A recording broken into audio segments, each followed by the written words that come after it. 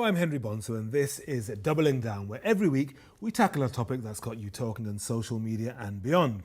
Joining me today are the sports journalist and author Ron Shillingford, writer and football expert Mina Rizuki, and the author and blogger Richard Phillips. Welcome to all of you. Very nice to see you. You can smile if you want. Thank you. It's good to see you here. Now, it was the Brazilian star Pelé who once described football as the beautiful game, a contest of skill and unpredictability with the power to transfix audiences. But while billions watch the 32 nations compete for the World Cup in Russia, pressing questions remain about the health of the most popular sport on the planet. 3 years after the corruption scandal that nearly destroyed FIFA, critics claim the body and its member associations are still too influenced by the kind of money and corporate interests that saw this tournament awarded to Russia and the next one to Qatar. On the field, FIFA's under intense pressure to ensure it clamps down, not just on the gamesmanship that has plagued previous World Cups, but on the racism many fear will mar this one. More broadly, will the millions of fans from diverse faiths and cultures be welcome, or will they be at risk of xenophobic violence? So as the world gathers to watch this global festival, we ask if football is still the beautiful game. Okay, guys, we're going to start off on the positive. The action on the field. How much are you looking forward to? I'm going to start off with you, Richard. Well, I am looking forward to it. I actually always enjoy watching World Cup matches between sides who never normally play each other. It's when you get sort of Peru versus Nigeria or something like this. These countries, and you can't imagine ever having any other connection. That I was quite exciting. But basically what I'm looking forward to is England winning. I love it. Every single year people say, oh, England are going to dampen down their expectations, and after one win, everyone gets crazy. I probably shan't see it though, Henry. I'll be hiding behind the sofa for most of England's games. Okay, so you're really investing quite a bit into it. Oh, I've got a massive amount invested in this. Okay, yeah. Mina, how much are you investing personally and maybe professionally into this World Cup? Well, my team's not in this, so for me this is the first time that I get to watch this as an actual fan, just watching football really and not being there to look at, When you say your team, I'm guessing which one? Italy. Italia, okay. Forza Italia, okay. Yeah, when it's a 4 rather than just the 1. Yes, indeed. So basically, it's nice to actually be able to watch. It's exactly that, watching different teams take on one another. It's also seeing fans. And if you look at how much Peru, how many figures they've sent over, how many fans they've sent over, that is such an exceptional thing to watch the Iranian team at the moment and everything that they've had to fight against in order to make sure they're there and ready to play all their matches. That's always going to be so exciting. But it's really about the people there and how excited it is, how excited they are to watch it. And then you buy into it. Like now you want Peru to win just because of how many fans they've got. How much are you personally feeling this World Cup run? Well, how excited are you? I'm always excited before a World Cup, and this one is no exception. I'm really looking forward to seeing how Brazil have improved since last time, because they obviously hosted it. They've always been my favourite team, even though I'm English born. I don't see any great reason to support England, because they never perform anyway. And so you're a glory hunter. You're just hunting glory. Yeah, absolutely. Yeah. And when Jamaica in '98 were in, obviously they were my favourite team. Excellent. Apart from the hosts, Russia, we've got 13 teams from Europe, 5 from Africa, 5 from South America, 5 from Asia, and just 3 from North America. Now, it's a World Cup. Does that balance sound right to you, Richard? Well, it's not really a World Cup. The combined populations of China, the Indian subcontinent, Southeast Asia, and and Indonesia are more than half the world's population. And of all those countries in those cities, only one, I think China has been in the World Cup finals once in 2002. None of the others have ever been represented and have got absolutely zero chance of winning it. The World Cup, and of course it's not the principal game in America. Essentially, it's a game played in Europe and in South America, where it's the principal sport. It's the principal sport in Africa as well. But it's not, it's been promoted as this huge world game, but in lots of ways. And I found out only yesterday that apparently ice hockey is the #1 game in Russia. So it's not quite as much of a world game as we would like to believe it is. Should we be troubled by that at all? Mina, you're a European football specialist. Should we be troubled by this sense that it's too European dominated? Or should we say, well, that's just how it goes? In all honesty, if we just take away what is fair and what's not fair, are you more inclined to watch Iran and Morocco or Spain and Portugal on the second game of for example, the week? there are so many matches. At the end of the day, Europe, as Richard said, it does dominate football. And it is who qualifies and who, there are many European sides that I agree or I feel should be in it rather than certain teams. But you have to go qualifiers. If China couldn't win in the way that, you know, Japan managed it, then and they have the population for it. They do. Then that's not really on. And what about India? You know, you see, India don't love football. Yeah. That's one thing. That's not for them. You know, cricket's for them. Every country has what it identifies with. Exactly. Yeah. Sorry. Hockey too. Yeah, Hockey, I mean, that's about a quarter of the world's population, the subcontinent. You know, That's it. and But it is Europe. It is very, you know, football dominated, Right. and it is the one that's But highly it is- represented by all the Yeah, but council. it still is a global game, whether China and India are good at it or Absolutely. not, because they all play it.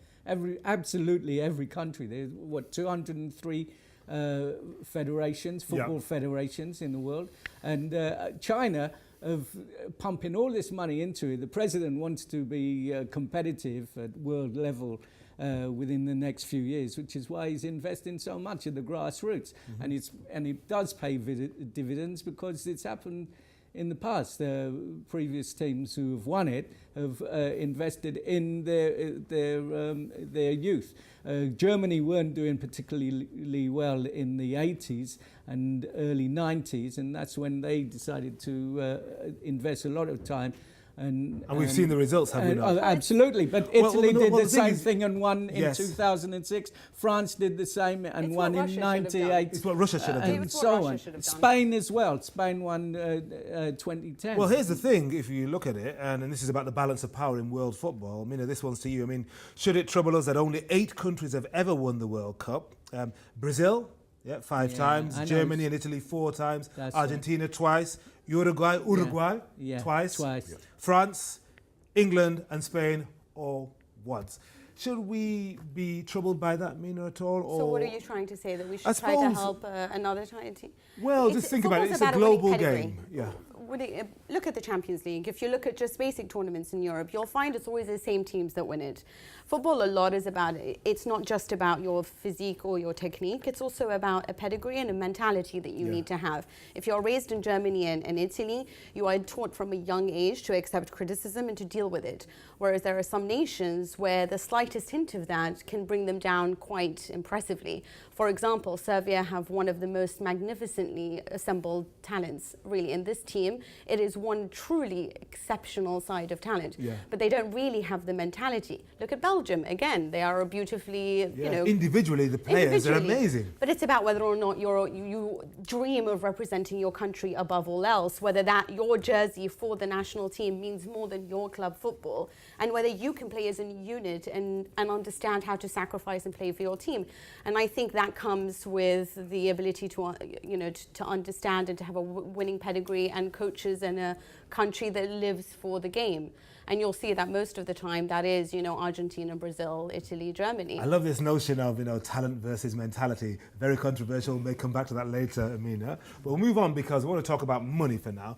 The TV rights for this World Cup have generated a record $1.85 billion. But this, despite claims of falling income from sponsors, the New York Times says FIFA stands to make a total of $6.1 billion overall. It is thanks to big backers like Coca-Cola, Adidas, Gazprom, Qatar Airways, Visa, Hyundai, Kia, and China's Wonder Group, who have filled the hole left by the likes of Continental, Castrol, and Johnson & Johnson. And those companies quit FIFA after the corruption scandal of 2015, which ended the reigns of FIFA President Sepp Blatter and the UEFA President Michel Platini. It also saw the indictment of several senior officials on bribery charges.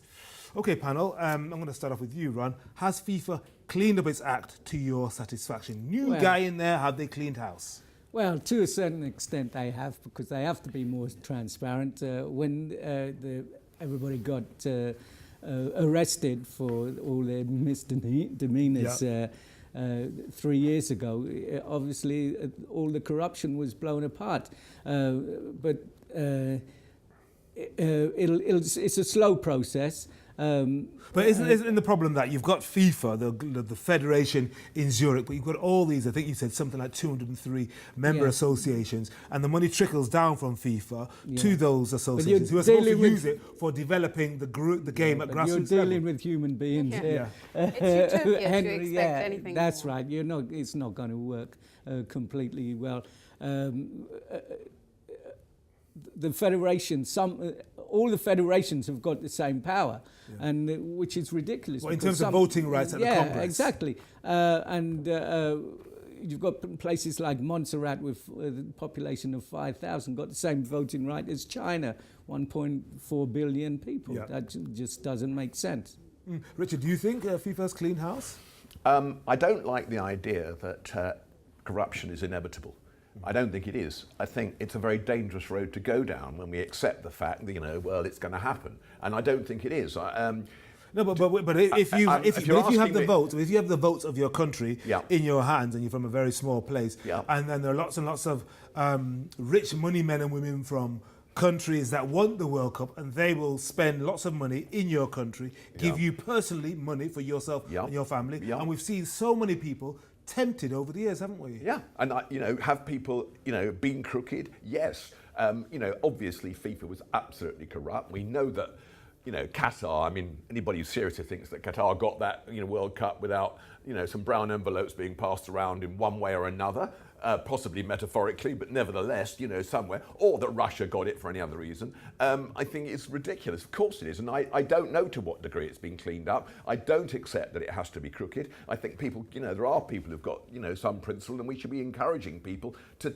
take principled stands about things, even if it has happened, and we know that it will, there will always be bad apples. To accept a general principle that people are inevitably corrupt, I think is a very dangerous thing. Well, Amina's shaking her head violently. I don't think that's what we're saying. I'm not saying that it's a case of corruption exists, therefore we must accept that. But you're dealing with an industry at the end of the day, and the bottom line means everything to people, whether we like it or not. Where we sit here upon our perch and dictate what moral values people should have. It's a business, and that is not just governed by one or two people. We are only in Russia and Qatar because of an executive committee that are 3/4% either indicted or facing trouble. We understand that it was a very corrupt regime, obviously. We know that they're trying to be transparent, and we can only hope and encourage the very best. My feeling is that we are dealing with human beings who sadly nowadays money and capitalism means more than anything. And whether or not we can guide and ensure that everyone is being dealt fairly and everyone is actually passing on the money to where they should, and no one is voting for a country because it helps them on a political level, i.e. let's help out Qatar because maybe they'll buy our biggest club and then buy our biggest players and make our football the best. It's hard and it's utopia, but we have to hope it happens. Richard, before you come in, are you happy with the way that the USA, Mexico and Canada were awarded to the 2026 World Cup, given that we know who voted for who? It wasn't the kind of horse trading in smoke-filled rooms this time. It was much more open and transparent. Well, it seems to be an open secret that the reason they got it was because it's going to generate 8 billion, I think, as opposed to 4 billion if Morocco had got it, which seems... And then the argument goes, well, that's the money that's... Well, it was also the infrastructure as well, wasn't yet completed in Morocco. But obviously, America is always going to have a superior, or certainly, for the foreseeable future in terms of infrastructure, which I think is slightly disappointing that Morocco seems to have been lost out because it didn't... They bid how many times? Is it 5 times now, is it? Something like that? But however...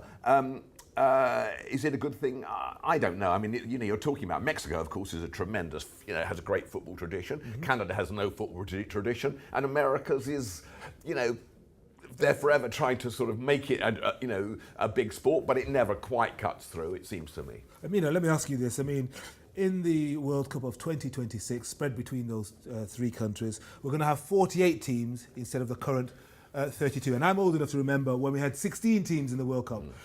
Is that a good thing that we're spreading the wealth and allowing more teams to get into the final stages of the World Cup? But this is a really difficult question to answer because as somebody who obviously, if we're hoping for this to be a global sport and we are trying to encourage other countries to embrace it and to spend money on it and to allow it to thrive, then we should of course let 48 countries in, and everyone should have the chance to compete in what is a magnificent journey and 1 month extravaganza. But from somebody who genuinely enjoys the sport, I think that it dilutes it. Mm-hmm. I think that when you have so many teams, you'll have sides that perhaps don't have the capability of matching the biggest. And what you'll see with this group already, really just with this World Cup, you know who the big hitters are. And I'm worried that there's not going to be a dark horse that emerges. Mm-hmm. And the fantasy of football is a dark horse, and I understand that. But with it's unpredictable. It is absolutely that. But it just seems to be nowadays that there's just such a huge difference, and you want there to be a small number of them all challenging rather than huge numbers. All right, before you guys come into it, let's find out what the audience at home is saying, because they've been pouring in, getting in on the action as we knew you would. Here's what you've been saying on social media. First, on Facebook, Jonathan Kurtzman says, FIFA has always been corrupt and every single World Cup has been awarded through backroom dealings and payments. Russia is no different. Then look at Qatar 2022, where there is no soccer history at all, where they'll have to change the entire competition schedule because players could die in the heat, meaning every single league will have to change its normal schedule because Qatari money bought the World Cup. Then we have Dismas Sayer, who says, so the 2026 World Cup will be held in North America. In spite of our lack of soccer awareness, the US at least had the salutary effect of helping get rid of rampant and putrid corruption in FIFA, where other nations were unable to, as they had too much to lose to challenge the status quo. US courts didn't give a hoot about FIFA. The Twitter sphere is also buzzing, so let's take a look. And this first one from Kieran McLaughlin, who says, USA, Canada and Mexico hosting the 2026 World Cup is a farce. The US and Mexico have already held it previously themselves, and never mind jointly, and all three countries have qualified through default at the cost of other nations. Absolute joke. Hashtag money talks. Hashtag corruption. And this one from Atul Altern, who says, 5 times Morocco's tried. Enough is enough. Too much corruption in FIFA. We won the 2010 vote and still South Africa was chosen. We move on to Ian Ogilvie, who says, I hate what football has become. The money, the lies, the corruption, the greed, the sheer expense of it all. That said, it's the World Cup and it brings out the excited kid in me. My. And remember, you can always join in the conversation on Facebook or Twitter or Instagram using the handle DoublingDownTV. We'd love to hear from you. Now, because it's the world's biggest sport, football is under pressure to effect social change and promote development. When this World Cup was first awarded to Russia, there was huge concern about overt hostility toward foreigners and cultural minorities in the country. But FIFA claims it's taking its responsibilities seriously. I think there's always a possibility for FIFA and for other actors in society to do more, but we must say we're very comfortable and extremely proud of the work that has been done together with the local partners, but also with an organization like FAIR and other organizations of civil society fighting discrimination around the world. We have the right mechanisms in place for this World Cup. We have trained every staff member of the organization. We have trained security forces. We have trained match officials in order to make sure that everyone understands what diversity means, what the FIFA and Inclusive World Cup is.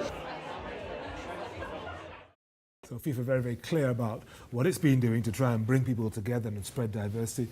Ron, is that really their job, or do you think we put too much pressure on football? Of course it is their job. It's a 1 month tournament, and obviously they need to put a cap on it. All the ultras who were allowed to spout their hatred and the violence that they've shown in the past, they know who they are, exactly who they are. In fact, in Russia, it's culturally accepted to be racist and homophobic. And Vladimir Putin would not accept that. He said some very positive things about course, welcoming everybody. That's lip service, man. He's just playing along with the being PC, and obviously it can't be seen. Russia don't want any adverse publicity like that for the 1 month that the World Cup is on. So, they've put a cap on it. In fact, FIFA have put a lot of security, a lot of money into this to make sure it's terrorism and the racism which they're frightened of happening out Richard there. wants to get in? Well, One thing struck me as incredibly ironic there. I mean, first of all, I totally agree with you what you're saying.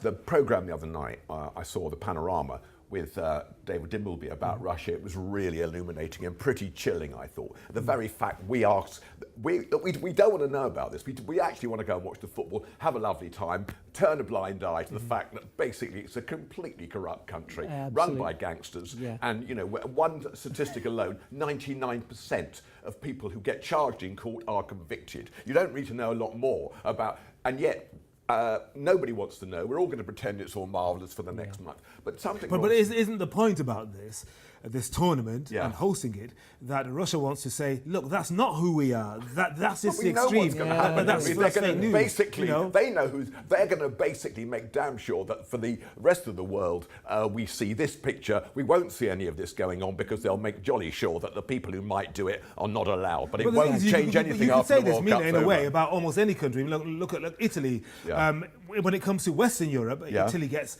a very, very bad rap when it comes to racism, when it comes to extremism, when it comes to ultras. Obviously, can one divorce that from what goes on the field? Should we be divorcing it because we love the beautiful game? We don't want to think about what's happening. No, I think that. No, I'm asking sorry, Mina. go on, Mina.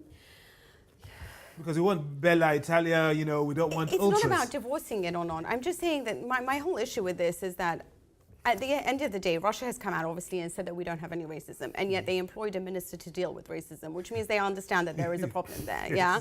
So it is quite funny. They have cracked down on hooliganism. They are trying every effort in the world to educate their people, even to educate them to smile and to all the tourists that are now arriving.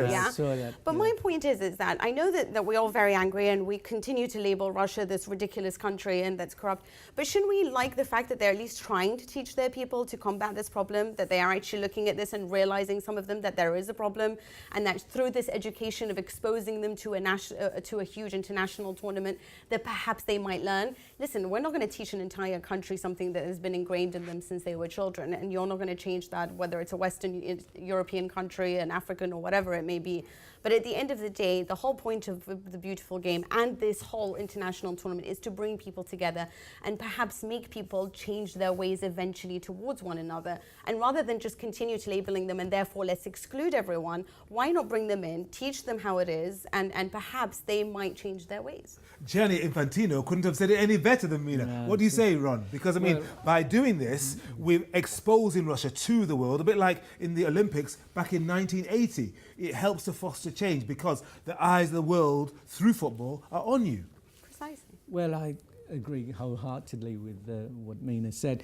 I can't really add to that because obviously... it was just so well said. Yeah. Okay, Richard. No, I don't know. Well, to me, I think it's more like Berlin in 1936. Wow. I do, because basically what this is about is showing Russia off. This is what Putin's whole idea is. Yesterday we saw Putin and the Crown Prince of Saudi Arabia sat next to each other. Putin's claiming this thing basically as much as possible for himself. Russia is a country where nationalism is encouraged. A friend of mine saw the programme, the David Dimbleby programme the other day, and his remark was, do you notice in the whole programme I didn't see one black face in that whole programme? Well, I think there's about less than 1%. Yeah, of the people in So Russia. you're trying to say that no country, including this wonderful, empire that we used to live in and that used to colonize countries, there is no possibility of evolution, that we cannot teach people to embrace different religions honestly, or different cultures and different things. And Richard, doesn't every country present itself? I mean, if you look at London 2012, okay, we discouraged xenophobia, but it was a case of Great Britain. This is the history, the National Health Service, the war, diversity. Look, I could, on a much more fundamental level, Henry, I don't believe in nationalism, period. I'm not even at all sure that World Cups and people representing their nation and, getting behind the flag is ever a good thing. So, I mean, on a more fundamental, but I just want to make one point here, that Ron said something really interesting, I thought. He said about Russia being, racist and homophobic. Football's homophobic, come on. Let's end it on an upbeat note. On an upbeat note, I'm going to end it with you, Mina. I mean, how happy should we be about this World Cup? Well, listen, After at the end all of the the day, doom it's and gloom. still a World Cup. It's still good football being played. We're still going to see Lionel Messi. We're still going to see Cristiano Ronaldo. We're still seeing, the great African stars and Sadio Mane and the Germans trying to and put Mo in Salah. another defense. And of course, there's Mo Salah if he gets to play a game. Then it's still it's still so exciting to see everyone root for their country. Great way to end. Thank you very much indeed. And that's it for this week. Thanks very much to my studio guests, Ron Shillingford, Mina Uzuki and Richard Phillips. Check out Doubling Down on Facebook, Twitter and Instagram for news of next week's topic and to get your views in early. Till then, thanks very much for watching and goodbye.